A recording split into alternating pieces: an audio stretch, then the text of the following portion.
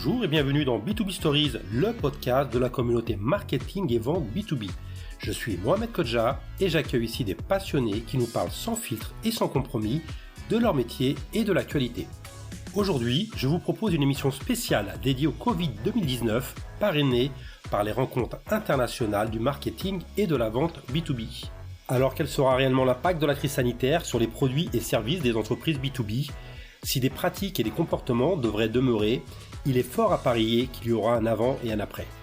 Nous vous proposons de découvrir comment des entreprises B2B vivent la situation et se remettent en cause pour accompagner leurs clients à relever ces nouveaux enjeux.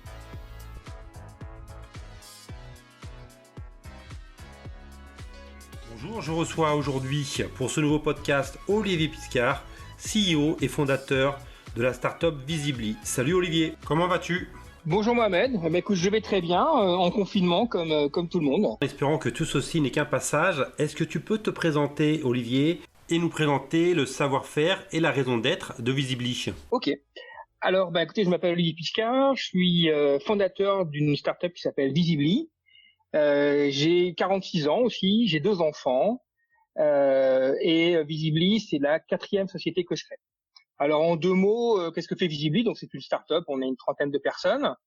Ce qu'on fait est assez simple, on commercialise une application de génération de leads en B2B qui vous permet en fait d'identifier les visiteurs inconnus qui viennent sur votre site web et qui ne remplissent pas de formulaire.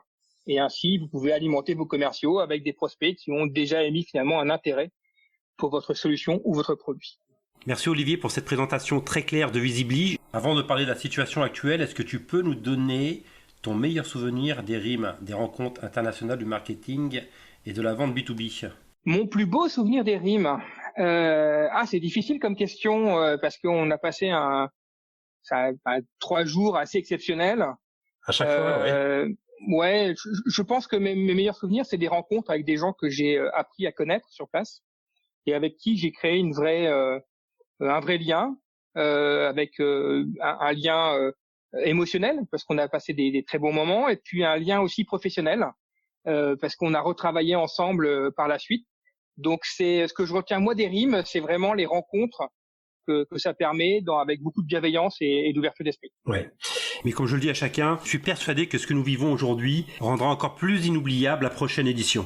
Dis-moi, qu'est-ce qui t'a le plus marqué depuis le début de cette crise ? Alors, plusieurs choses. Je pense que les choses qui m'ont marqué, c'est notre impréparation.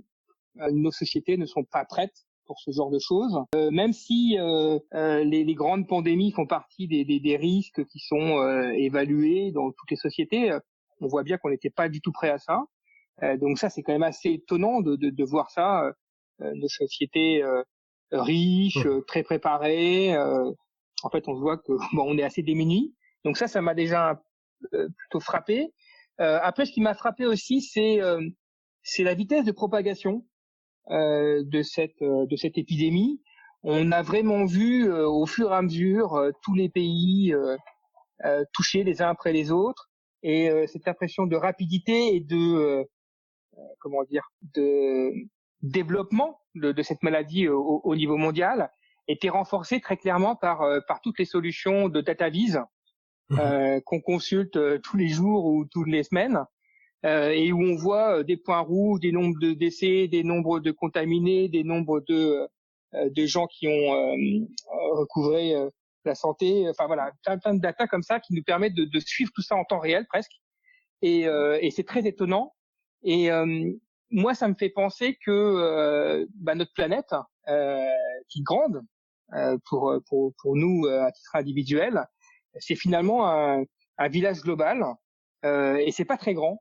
Et on se sent finalement assez proche maintenant des New-Yorkais, des Italiens, mais aussi des Coréens, des Japonais, des Chinois. Et c'est assez étonnant, je trouve, on a le sentiment qu'on fait tous partie de la même humanité, avec ses forces et avec évidemment ses faiblesses par rapport à ces phénomènes naturels, quoi. Ouais, et ça, je pense que c'est assez unique en fait dans l'histoire de l'humanité, grâce aux réseaux sociaux, à la vision, à la vitesse à laquelle l'information se diffuse partout. On a le sentiment d'être tous sur la même planète quand même. Oui, entre le manque de préparation et la vitesse de propagation de l'épidémie, Je pense que tu as très bien résumé cette situation. Dis-moi Olivier, comment Visibly aujourd'hui s'est préparé au confinement? Comment vous vivez la situation? Alors, nous, on est assez privilégiés parce qu'en fait, on vend un logiciel, on travaille dans le digital, donc c'est finalement assez facile pour nous de travailler en télétravail. Ça fait partie déjà un petit peu de notre fonctionnement normal. On avait déjà eu une répétition grandeur nature lors des grèves de transport importantes qu'on avait eues à l'automne dernier, en novembre de mémoire. C'est vrai. Où moi j'avais mis toute la société en home office. Il y avait 1 ou 2 développeurs qui venaient encore au bureau parce qu'ils habitaient vraiment juste à côté, mais toute la société était en home office. Et finalement, on avait appris pas mal de choses à ce moment-là, qu'il nous faut des outils, qu'il faut qu'on soit organisé, que tout le monde puisse avoir accès à l'information, que tous les dossiers soient numérisés. Donc, finalement, on avait pas mal de choses à la fin de l'année pour s'organiser en télétravail. Et ça nous a beaucoup servi parce que moi, j'ai annoncé le télétravail pour toute la société le vendredi, sachant que c'est à partir de lundi, c'était obligatoire. Et donc, on s'est mis assez facilement en télétravail. Après, donc d'un point de vue logistique, finalement, ça se gère assez bien. Et puis, comme beaucoup de mes employés ont pas mal de transports, ils habitent en banlieue parisienne, comme beaucoup. Ouais. Beaucoup passent 2 heures, 3 heures dans les transports tous les jours. Et donc là, c'est évidemment du temps qu'ils n'ont pas à passer dans les transports. Donc en termes de productivité, finalement, ça pourrait être presque meilleur en télétravail. Ouais. Après, il y a un autre problème. Est-ce que tu avais une question, Mohamed? Non, tout à fait. Je voulais juste savoir si cette culture du télétravail, tu allais la généraliser, est-ce que tu allais la continuer, la conserver? Alors oui, probablement. Déjà, de toute façon, après le 11 mai, je pense qu'on va pas reprendre le boulot comme avant. On va s'organiser pour faire beaucoup plus de télétravail qu'avant. Après, le télétravail, pour des sociétés comme nous, où finalement il n'y a pas vraiment d'obstacle logistique, c'est plutôt pour les managers et pour moi à lâcher prise. C'est-à-dire que il faut faire confiance aux gens, il faut leur dire on a ça à faire et puis vous vous débrouillez, vous bossez un peu quand vous voulez, comme vous voulez. Et cette crise où ça nous oblige finalement à ce que chacun soit chez soi et sans contrôle. En fait, on se rend compte que les gens, ils sont quand même motivés, ils font attention à ce qu'ils ont à faire, ils sont engagés. Donc du coup, ça renforce pas mal la confiance. Donc d'un point de vue télétravail, pour nous, oui, c'est sûr que on en fera beaucoup plus qu'après. Et moi, j'aurais beaucoup moins de réticence à le faire parce que j'avais toujours un peu la crainte de me dire oui, mais bon, s'il n'y a pas la dynamique de groupe, la dynamique de travail collectif, est-ce que tout le monde va être prêt à le faire, sachant que moi j'ai beaucoup de jeunes dans mon équipe qui sont des gens qui n'ont pas forcément beaucoup de maturité professionnelle, et je me dis si on leur lâche complètement la bride, est-ce qu'ils vont travailler? Et les faits me démontrent que oui, quoi. Je suppose qu'au niveau business et notamment au niveau prospect, c'est un peu compliqué comme partout. Les projets ont été reportés. Alors il y a deux sujets différents par rapport à la partie commerciale. Il y a d'un côté les clients et de l'autre côté les prospects. Ouais. Alors j'ai parlé des prospects. Les prospects, ça va assez vite puisque nous quasiment, je pense 80% de nos rendez-vous commerciaux ont été reportés. Et ils ont été reportés sine die. Donc on s'est dit oui, on va se revoir avant l'été, mais bon, on n'est pas sûr encore. Donc un report massif des nouvelles affaires, donc il y a très peu de new business, objectivement. Il y a quand même quelques affaires qu'on a signées, qui étaient enclenchées qui étaient enclenchées en fin d'année 2019. Par exemple, là, je viens de signer avec SFR. C'est vrai que j'y croyais pas trop, et bon, ça s'est fait. On a fait les réunions de les achats, tout, et donc ça c'est plutôt sympa. Après, il y a les clients. Et alors les clients, c'est, je pense, totalement fondamental dans la période actuelle. Parce que je pense que pour tout chef d'entreprise, durant cette crise, le plus important, c'est de défendre, de consolider son fonds de commerce. Okay. Si on veut passer la crise, si on veut survivre, parce que pour des petites sociétés comme nous, c'est facile de disparaître, il faut absolument travailler sur son fonds de commerce et quelque part utiliser ce temps-là pour se refocaliser dessus. Donc nous, c'est ce qu'on a fait. On a refocalisé toutes nos ressources en fait, les commerciaux, les customers, les account managers, tout, et nos développeurs aussi d'ailleurs, sur les clients. Et on essaie d'être le plus présent possible auprès d'eux, sachant que la très grande majorité de mes clients ont continué leur activité. C'est-à-dire qu'ils font comme nous, ils travaillent en mode dégradé, en télétravail, mais ils cherchent toujours à avancer quand même. Et donc on a vraiment concentré nos forces sur nos clients pour essayer de leur montrer qu'on était là, qu'on était à leur côté, et en essayant de leur proposer des choses. Par exemple, nous, dans notre programme, dans notre solution, on fait du retargeting, c'est-à-dire que quand vous visitez un site web, vous êtes retargeté après, soit sur LinkedIn, soit par email, avec des emails publicitaires, en fait, qui vont vous proposer de l'information, qui vont vous proposer d'engager une conversation commerciale avec le fournisseur. Et donc, j'ai perdu mon fil, excuse-moi, mon fils est passé à côté, et du coup, voilà, c'est les joies du home office, avec les inconvénients qu'on peut avoir. Moi, j'adore. Donc, je disais que oui, on a des programmes de retargeting sur des programmes commerciaux. Ouais. Et en fait, on a proposé à nos clients de transformer tous ces programmes de retargeting parce que on peut pas faire du business maintenant dans l'état d'esprit actuel global de la société comme on le faisait il y a quelques mois. Et donc, on a changé tous les programmes de retargeting pour faire des programmes de retargeting qui soient plus soft, en fait, qui soient moins commerciaux et plus pareil dans l'accompagnement, dans l'empathie. Donc, on a modifié tous ces programmes de retargeting. Et puis, on travaille également avec nos clients sur des scénarios de rebond, puisque une chose dont on peut être à peu près sûr quand même, c'est que cette crise, elle va s'arrêter à un moment ou à un autre. Alors, elle s'arrêtera définitivement ou temporairement, mais en tout cas, elle va s'arrêter d'un point de vue d'une façon mécanique.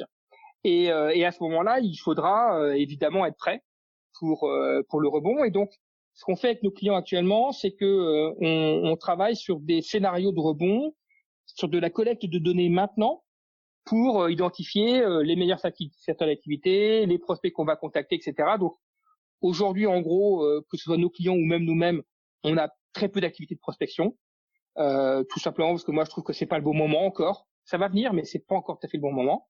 Mais par contre, on peut faire plein de choses pour se préparer.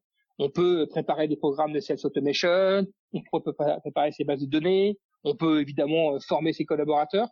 Et donc, on essaie de faire ça avec nos clients aujourd'hui. Très intéressant, ce repli sur ses clients.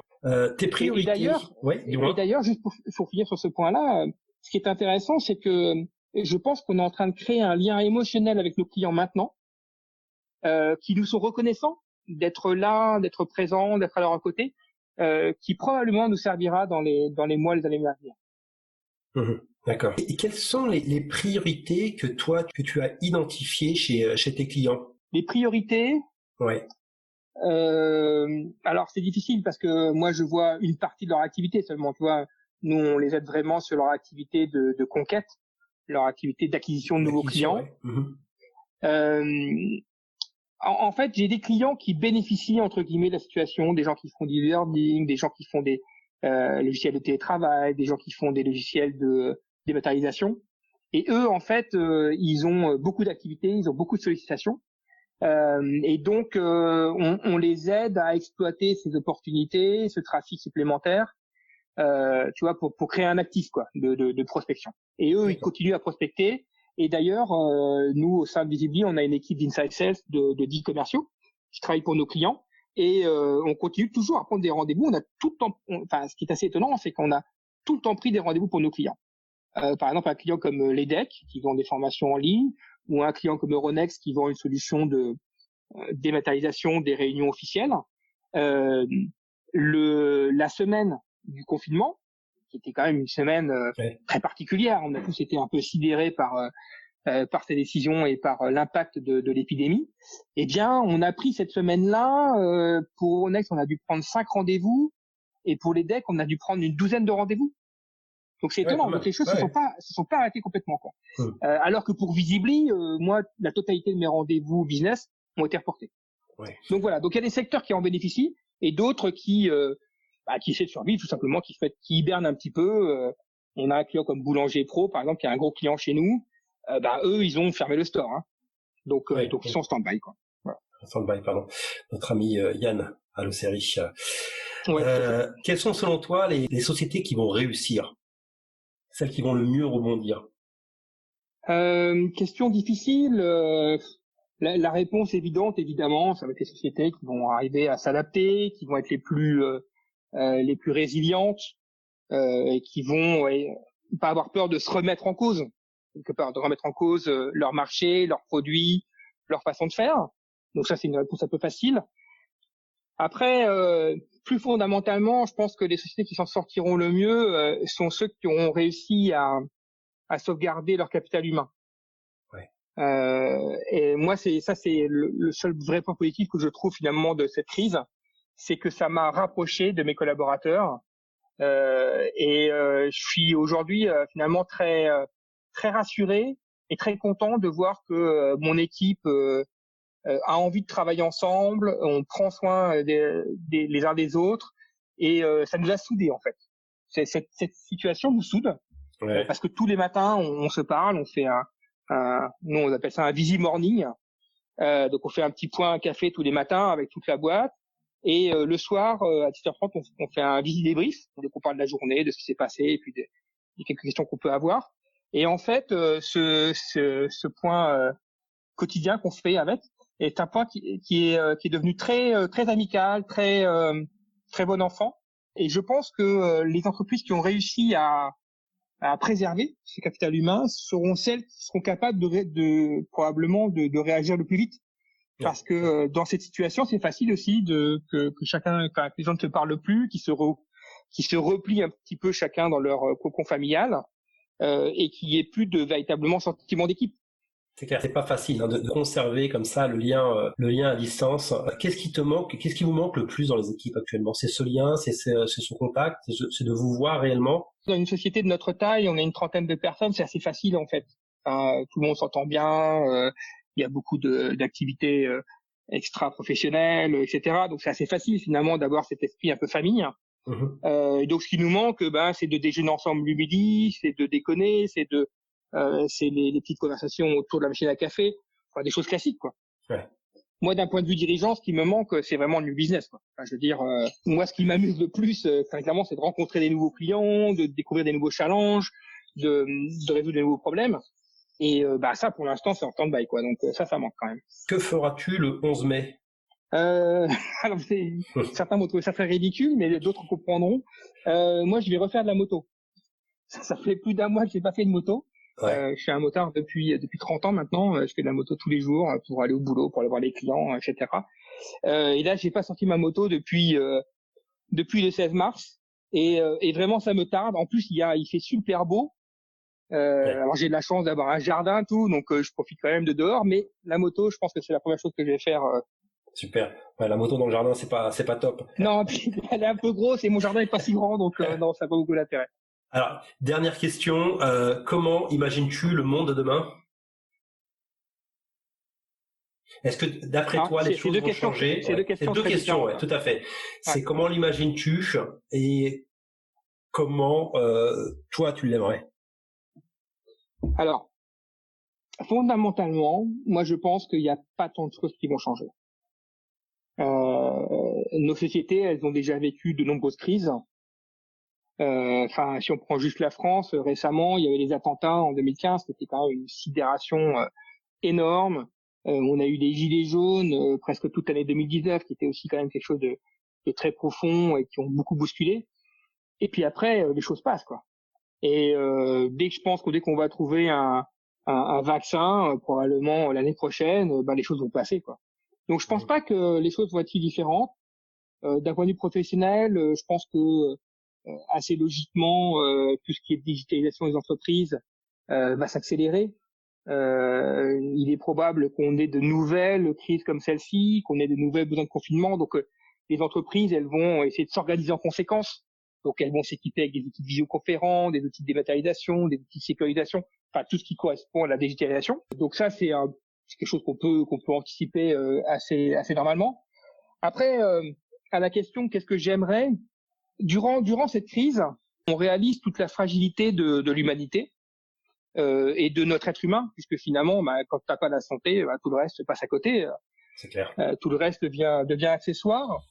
Et moi, j'aimerais bien que ce sentiment de village global qu'on a, où on sent que toute l'humanité ne fait plus qu'une face à cette maladie, que les gens et nos politiques n'oublient pas ça, et que notamment la crise écologique qui est en cours, mais qui est un mal silencieux, mais qui est un mal qui qui est finalement beaucoup plus fondamentale et beaucoup plus grave que le Covid, qui va faire beaucoup. Enfin, c'est pas les choses sont pas comparables. Il va y avoir beaucoup plus de morts avec cette crise écologique sur les 20-30 ans qui viennent que le Covid.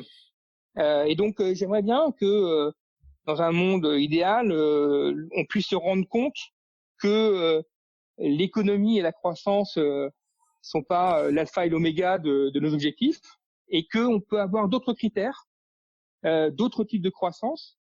Ce qui est assez étonnant là, c'est que je crois que c'est une des premières fois dans l'histoire de l'humanité où les économies ont été arrêtées pour des raisons sanitaires. Je crois que ça s'était jamais passé, y compris en temps de guerre et autres. L'économie, la production ont toujours été prioritaires, même quand il y avait des risques professionnels, même quand il y avait des maladies, etc. Et là, la plupart des pays dans le monde ont fait le choix de s'arrêter pour protéger les vies. Et donc, on peut rêver que dans les prochaines années qui viennent, on se dise aussi, peut-être qu'il faut qu'on réduise ou qu'on transforme notre économie pour privilégier aussi l'humanité à long terme. Voilà. Ça pourrait être ça que j'aimerais voir dans les prochaines années. Je te remercie beaucoup Olivier pour ce retour d'expérience transparent, sans filtre, très instructif et riche d'enseignements. Je te dis à très bientôt aux prochaines rimes, je l'espère.